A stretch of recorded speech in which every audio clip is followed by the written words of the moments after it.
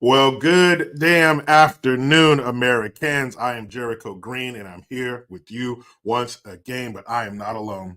I don't know everything, people. I know. I come off like I do, but I don't. Sometimes I need some help, especially in the times that we're living in now with the economy and gold and banks and all of these things going on. I need somebody to help me see through the fog. I need a guide, a Sherpa, if you will, and I have him. Let's bring him in. CEO of Noble Gold Investments. You know him, you love him. Ladies, calm down.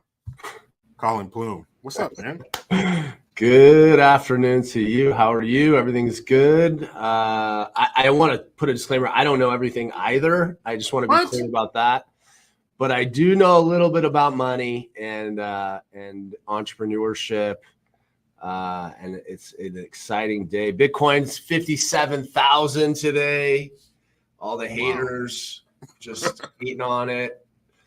Alternative money is where it's at. Gold, silver, alternative assets. You know, gold's above 2,000. Silver's still sleepy, but man, it's a very interesting market. People were.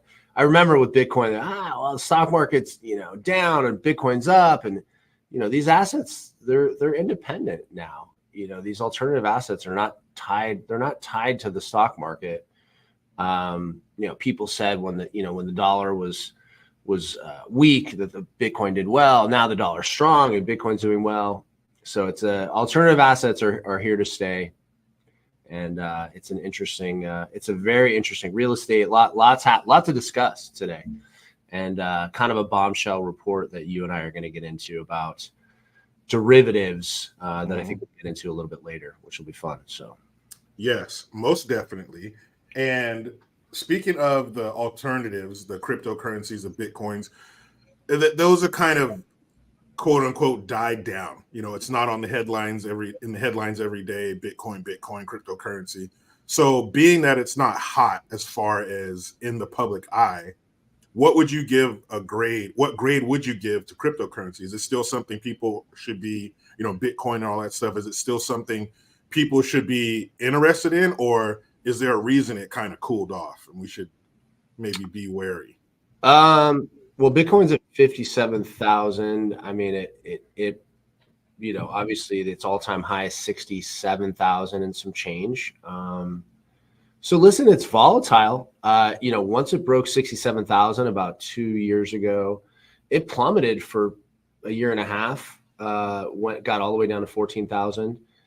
People thought it fell off a cliff. People thought it was over. And if anyone's looking to, acquire Bitcoin safely, we have a platform, mydigitalmoney.com. So feel free to check us out. It's all IRS approved. We do all the tax reporting. We secure all the crypto. If you lose your password, you can call us. So if anybody's interested in doing it safe, we're coming up on our 3-year anniversary with that business, and no losses, no theft. Basically the exact opposite of FTX and Binance is what we're doing there. Totally, regulated and acceptable.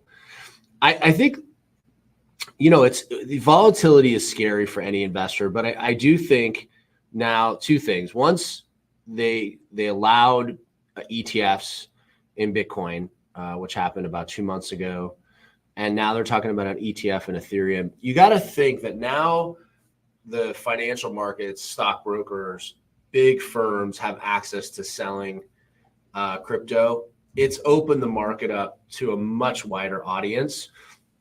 And I don't think I'd recommend going with an ETF because you could just own the asset directly with us and you avoid all those middleman fees. But there are people that just don't want to get involved in that, and they want to have their broker do it. So it's just opened the market up to so many more people. It's opened it up to different funds. And I think that, could the prices go back down low? Of course. But I do think it's become more of an acceptable asset class, and it's not as speculative as it was 5 years ago.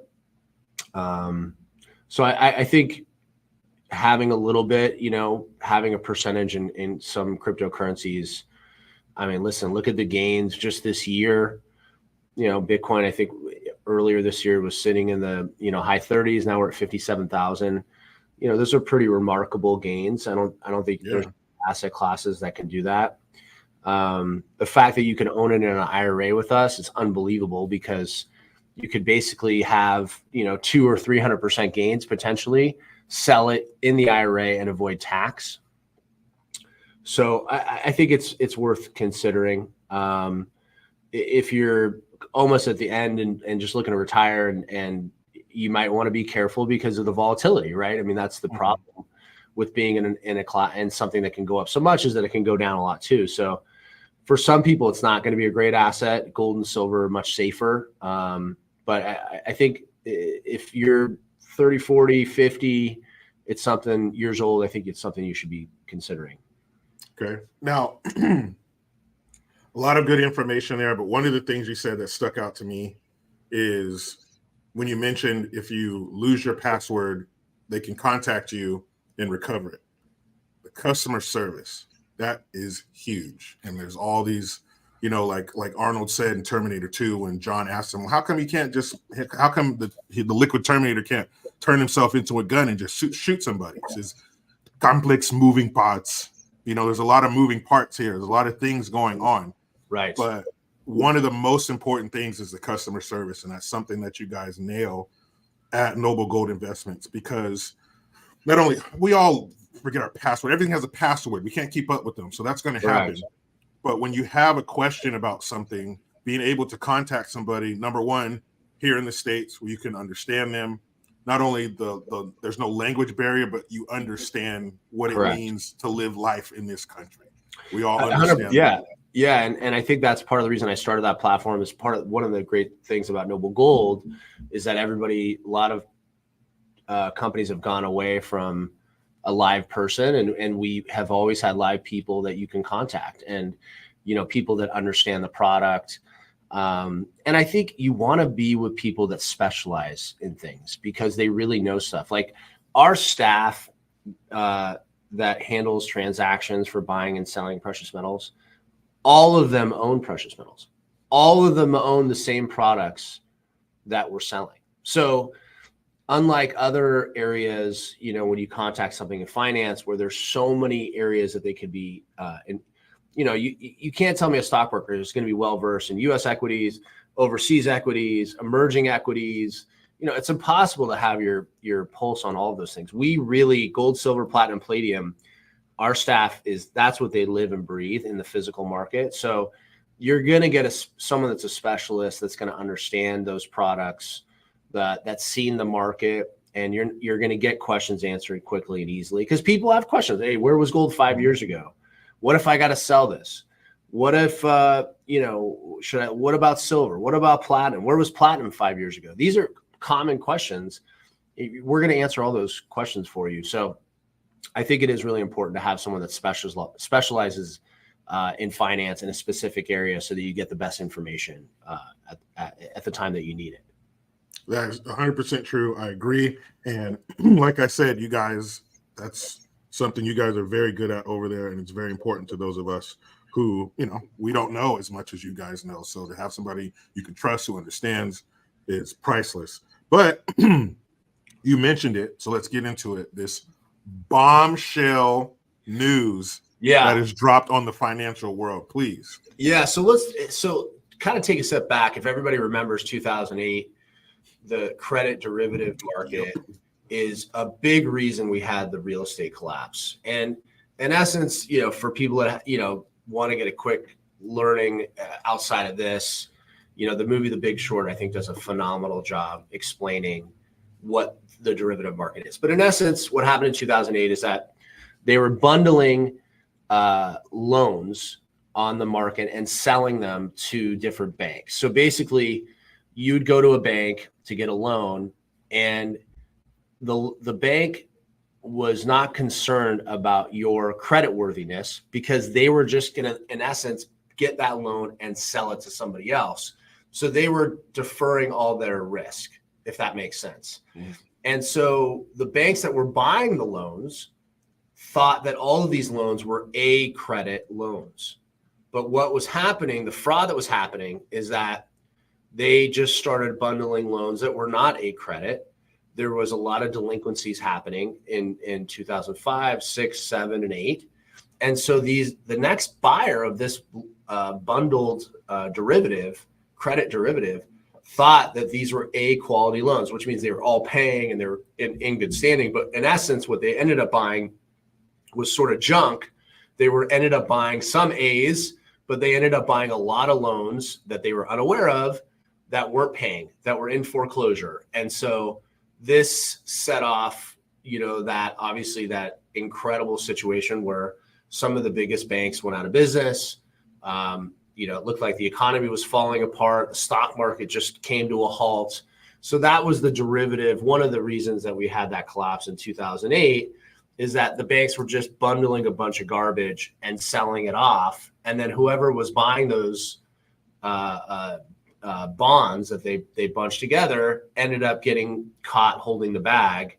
And a number of those companies went out of business. So, and we're talking about like hundreds of trillions of dollars of these. Fast forward to today, a lot of people thought we should get away from derivatives. We shouldn't have them, but they didn't. For a while, they didn't have them. But now, article came out, Wall Street on parade.com, talking about that there's $223 trillion in derivatives today, and they're all held by, or the majority, 83% of these derivatives, which is the riskier part of the market, are held by 5 banks. And the 5 banks are JP Morgan, Bank of America, Goldman Sachs, Morgan Stanley, and Citigroup.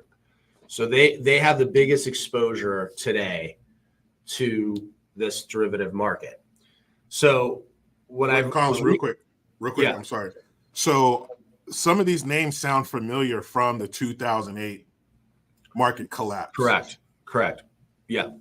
Yeah, these are obviously similar. It's a lot of the same banks that own them are still holding them now. Obviously, they're probably different bonds that they bought. So these are very risky, riskier banks. And if you watch a lot of the stock market today of what's happening, like right now, even though the stock market has moved up considerably, banks are not doing well on the stock market. There's a lot of banks and second tier banks, even with the stock market going up, have lost significant value. And we can go into that at another interview. But the interesting thing about this today is what happened yesterday. So you have JP Morgan that holds the majority of these derivatives. Just yesterday, Jamie Dimon, who is the CEO of JP Morgan, for the first time in 18 years, sold $150 million of his own stock. So it's just fascinating timing. He's been there 18 years. Why now? Why today? Why is he? I mean, obviously he's massive compensation as a CEO, doesn't need money. But as we know, very wealthy people also don't want to lose money, right? So it's just very interesting that you have a lot of risk in these derivatives. I mean, these banks have, they have the majority of the risk. Obviously, the real estate market is having a lot of problems. Defaults are up, delinquencies are up. People are having problems paying on their notes. And you have this big CEO, Jamie Dimon, liquidating his stock sort of at the same time. So I think, you can read between the lines, or you can look at it directly, but it does seem like there is some pretty massive issues with the banking crisis. And this whole thing we're talking about is totally independent of the office market that is in disarray. The office market across the country where people aren't going back to the office, so there's all these massive buildings that they're worried about. So this derivative is independent of that. So it just shows that there's a lot of cracks in the armor of this amazing economy that this administration is trying to tell us about. Oh yeah, I look on my feed. There's tons of talking heads touting how great this economy is and how strong it is and how good of a job that Biden's been doing, and he's amazing, and it's just not registering on the ground level. So in terms of distance, are we talking Are we feet away? Are we miles away from another 2008? How far are we away from that? How far away from that are we? Because it sounds like, based on what you just told us, that we're about to watch this play out again, and the Jamie Dimon sees the writing on the wall. Correct. And he's trying to get what he can before everything falls apart. And Yeah. again, it's the same cast of characters who were involved in Correct. 2008. Yeah, I mean, it makes sense that he'd want to liquidate, because obviously he gets data like any CEO. He's going to have the data of today, and then he's going to have a year projection or a 2-year projection or a 3-year projection, right? And I get the same data for my businesses. Like if you have any competent person in finance, they're looking at today and then they're projecting out. And obviously, based on where the stock price is today, he feels it's a better opportunity for him to liquidate because of what he potentially could see in a few years.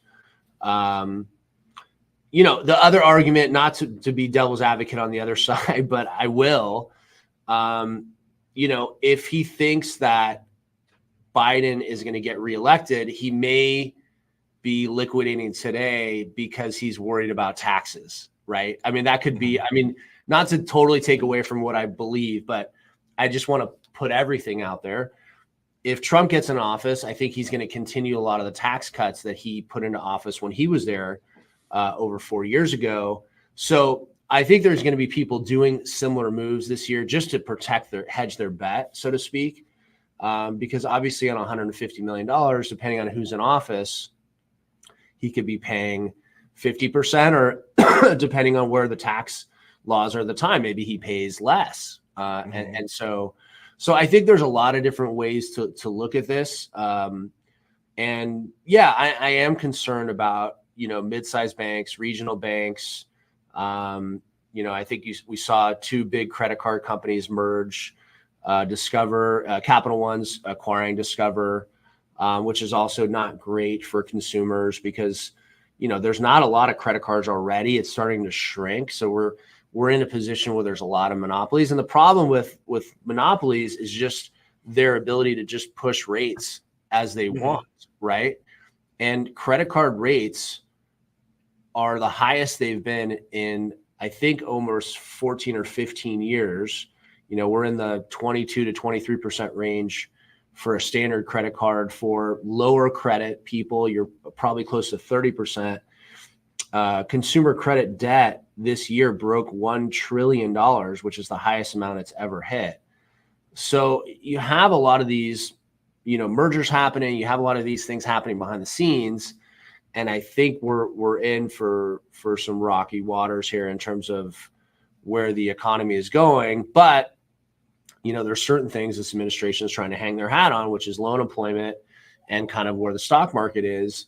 But banks aren't doing well. There's a lot of situations where it's a lot of the wealth on the stock market is held by 5 to 10 different tech companies. NVIDIA is one of them. I don't know if you saw today, but like their stock value, company value is more than the Canadian government's whole economy.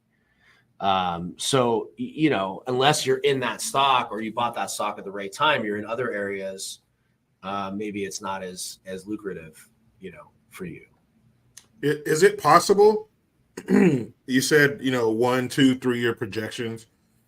Is it possible that he sees something happening before the election? Like it could get bad in less than a year. Is that possible? Or do these things usually take more time? 100%. Yeah. I mean, it really, listen, I don't have access to the kind of financial calculations and things that he is, but, I look at the next quarter for our businesses. I look at a year, I look at, and obviously there are rough projections. He's got all the tools in the world, the AI tools, plus, probably some of the smartest minds in the world working underneath him. So, it's just interesting timing that he did this massive sell-off because their stock is not at an all-time high. It's not doing great. So why sell now, right? It would make more sense to sell when the stock was at its peak. So I think you're looking at that, as an interesting development. Obviously, he's a big talking head also. I mean, people look to him and say, like, how's the economy going? And so he's believes that, his bank is it's time to sell, take some chips off the table. Jeff Bezos, similar, also did a massive sell-off. So he's done a massive sell-off of his stock, and then also moved to Florida to avoid, I don't know, they said like $600 billion in taxes. So there's some pretty big players out there that are like taking some of the risk off and probably know something that we don't. Yeah, that's pretty scary, especially mentioning Bezos. Does he see something happening to where we won't have the money to, utilize his company, Amazon? Amazon's everywhere. Everybody gets everything from Amazon. Does he see us not having the money to patronize his business? Yeah. It is a little scary that he did a massive sell-off. So, I mean, you're looking at, JP Morgan and you're looking at, Amazon, two big companies, CEOs are taking, or, Jeff Bezos is no longer CEO, but taking some of their risk off the table. So yeah, and so it's sort of like where things are going now. The housing market, I looked today, mortgage rates are at 7.3% average.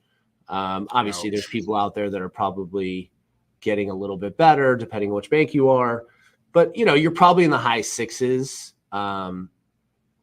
So yeah, I struggle with the homeowner market right now. I'm concerned, those rates are obviously pretty high for a lot of people, but the one saving grace I will say with the housing market, and I've talked about this kind of in depth, is that, construction, labor, lumber, all of that have gone up considerably. So I think just construction costs alone have continued to move up, which for anyone that's recently bought or gonna buy, I would feel good about that, in that it's just going to cost more money in the next 5 to 10 years to build a home. And so you're sort of embedded a little bit in terms of your risk, in that, let's say it used to cost $300 a foot to build a house. My gut is it's going to be $400 or $500 or $600 or $700. I mean, in some areas it's going to, continue to go up. So, even though maybe you thought you overpaid for your house, or it doesn't feel as good because the market doesn't feel that great, I think as long as you've got into a well-built home and you can defer some of your, capital expenditures on the house, I would feel good about, being in a well-quality, well-built home, because I think the cost of construction is going to continue to go up. And an interesting stat, I don't know if I mentioned this to you, but for every 7 people that get out of the construction business and retire or quit, only 1 person comes into the business. So there's definitely a lack of quality people that are working with their hands and can build homes. And I think that will also increase the price of home values. So I wouldn't feel too negative, even though interest rates are high. I would still feel pretty good about your home purchase. And if you're looking to buy this year, I'd still feel good about it. Even though it's more expensive in terms of interest rates, I'd still feel okay about it. Okay. And one last question about the housing market. So again, I mentioned the Goldman Sachs and the JP Morgans and all these 5 companies that had their fingerprints all over the first housing market collapse. So one of my favorite shows is Cold Case Files. Mm-hmm. So if they have a case, they look at other cases that where the perpetrator might have a similar MO. Mm-hmm. They came in through the bathroom window or something like that. So we see a similar MO here. We see the market kind of acting the same way. Some of the same things that happened back then, we're seeing them happen now. So, but last time they got bailed out. I think the quote was, "They're too big to fail." Right. Correct. So if you were to have somebody with balls big enough, the planets align, whatever, what happens if they fail? What happens if those banks lose their shirt and they fail?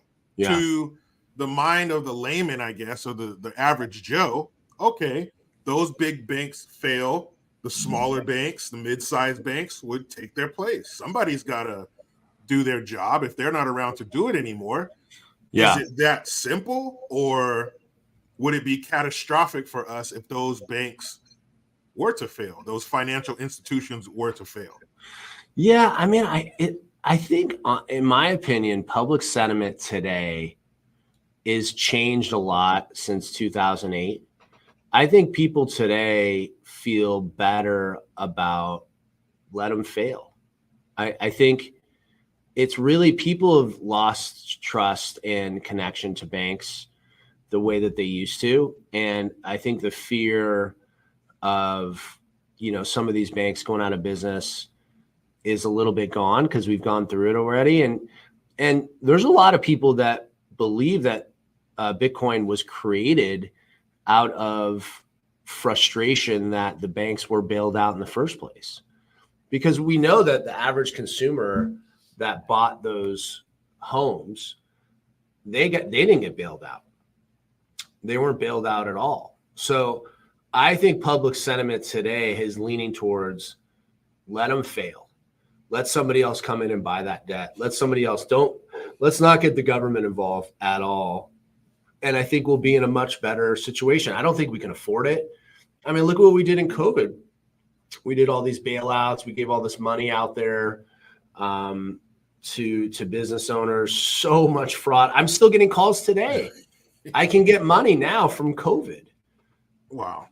There's money out there today. I get a call every day from one of these broker guys saying that I can get a certain amount per employee. And it's hundreds of thousands of dollars. But I would never do that. I have no interest in doing that because the money wasn't there initially for me. It was there for people that really needed it. Mm-hmm. And so the fact that there's still money there that a business owner like me who owns multiple businesses can get access to for something that happened 3 years ago makes no sense. So I think if it comes in again and these banks are in trouble with the derivatives or we have a lot of office debt go out of business, you got to just let people fail. And the government needs to avoid it. Now, last year, the government came in because there was some concerns about consumers in FDIC insurance. So they created some parameters for that. And I think that was good because obviously, like, no person can go in and is studying their bank's financial statement, with the Signature Bank and all those other banks. It's not, I don't think it's on the consumer to absolutely know that their bank is strong. And so the FDIC did protect those people. But I think overall, if they're over leveraged in derivatives and they got too much office debt coming due, we let them fail. And someone will come in and buy that debt cheap, pennies on the dollar and sort of move on. And I think that's better for us as a country, because I think so much of our debt is based on bailing out large institutions, and we need to move away that. We're $33 trillion in debt right now, and we need to move it in a different direction. So, and that's why when people are calling us, and we've been absolutely, Jericho, this first 2 months have been the busiest we've had in 2 years.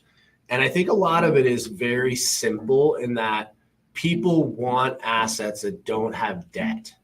People want assets, gold, silver, platinum, palladium. What you buy from us is yours.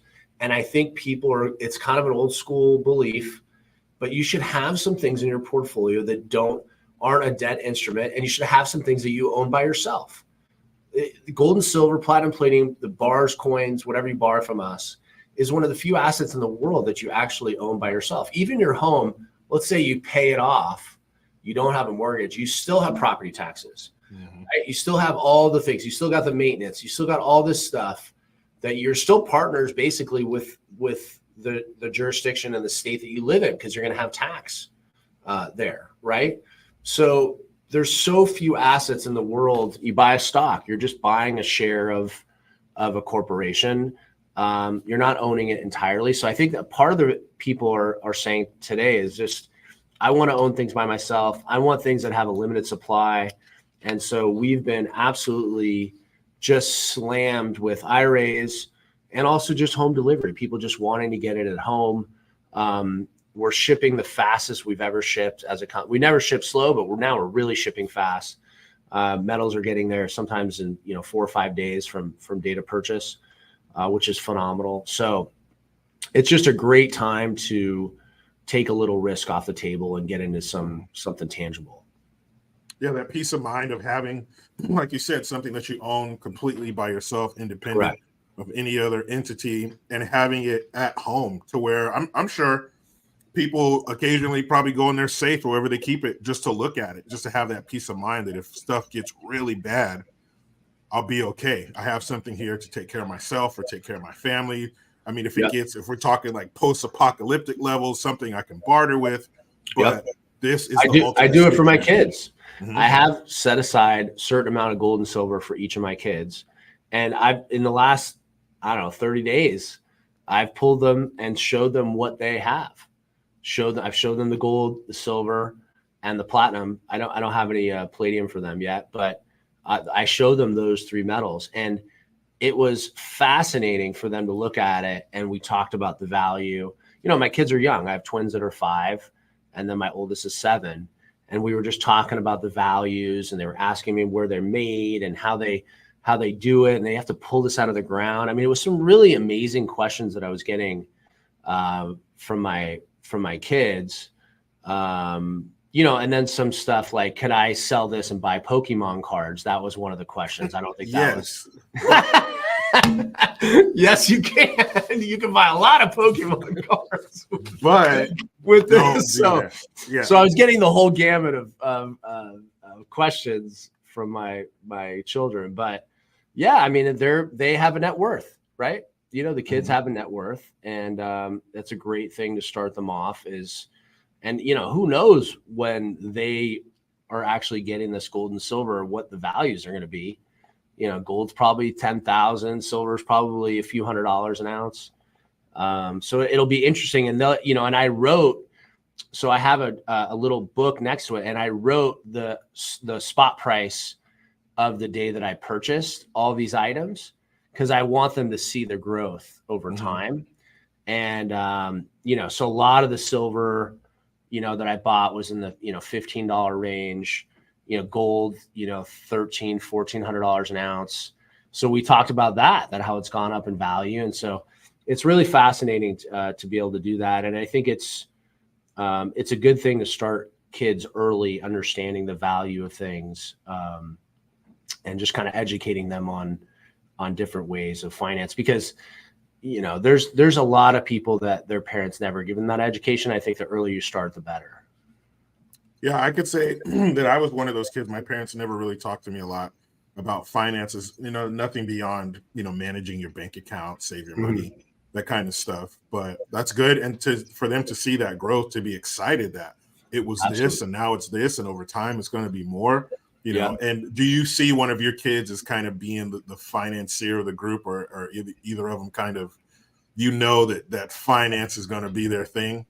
Maybe not the one who wanted to buy the Pokemon. I mean, I can tell you this: they're all great salespeople. They're selling me. They're selling me every minute of the day. I don't know who's going to end up, in the business. My goal is to run it and have it available to them, when the time comes. But yeah, they seem to be interested. They ask a lot of questions. I brought them into the office. They've met, a lot of the employees. So we'll see, where time takes us. But, ultimately, I think, we're moving into an entrepreneurial part of our world. I mean, a lot of the good jobs, high paying jobs are going away. And if for people that want to make a good living, that, going on your own is really a great path to get there. So, it's great. The business, Noble Gold, we've a little over 8 years in business now. Just thousands and thousands of clients. We're approaching $2 billion in precious metals sold. We're just under 2 billion, which is incredible. So, I mean, things are great. Reviews, last month was one of our biggest months in reviews. We had like over 50 reviews.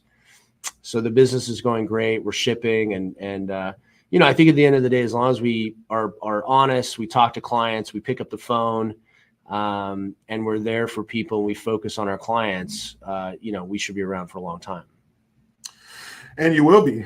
And I encourage people to take whatever you have and speak to the people at Noble Gold Investments. As we talked about, you have Amazon, you have JP Morgan, the CEO selling off a bunch of stocks. Something's up.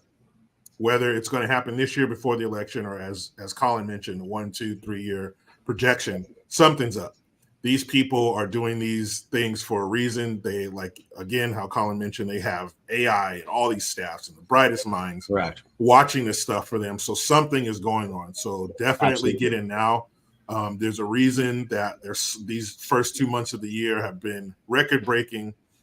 You need to get involved now. Like he mentioned, the kids, your future. We don't know what's going to happen, but something's going to happen. So you might as well be on the safe side. You might as well be on the shore watching the chaos of those who didn't prepare themselves. So absolutely. Yeah. noblegoldinvestments.com. Get on there, talk to somebody. They're here in the States. They understand. They own the precious metals. They're right there with you. They're shoulder to shoulder in the game with you, and they understand, and they're very knowledgeable. So it would behoove you to contact noblegoldinvestments.com. Thank you, Jericho. Absolutely. Yeah. Phones are open. And listen, I would always just say, even if you feel like it's early for you in your education process, call us, get our guides. My silver book is going to release in a few weeks. So I would say get in the funnel so we have your email. So when the silver book releases, we can send you the information. So listen, it's an important decision. Finances are important. Nothing happens in a vacuum, but I would just say that it is good time to get educated. I think you'll like the information that comes out, the emails, the videos, and it's a good time to get informed. And also, if you do, roll over an IRA, we have a great promotion where you get some free gold sent to your doorstep. So call us and mention, that you heard about us on Jericho Green. And, obviously that'll get you involved in this incredible promotion we have going on. And as always, Jericho, love getting on, chatting with you about everything, the full gamut, and we'll see what transpires over the next few months here. Yeah, we have before we start recording, that's where some of the best conversation takes place. We had a great talk this morning.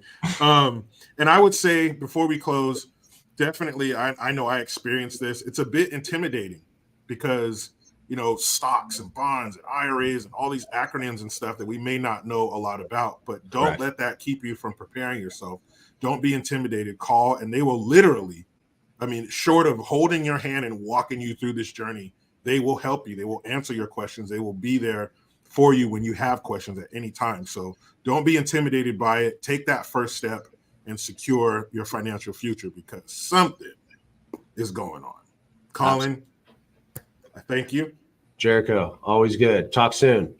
Yes, sir. And please, when that book comes out, we need to set something up, promote it, talk about it, maybe get some snippets out of it. How did you write it? And the motivations, all that good stuff. But like I said, noblegoldinvestments.com. Talk to these people. Get started on your financial future in the right direction. And until the next time, we're out.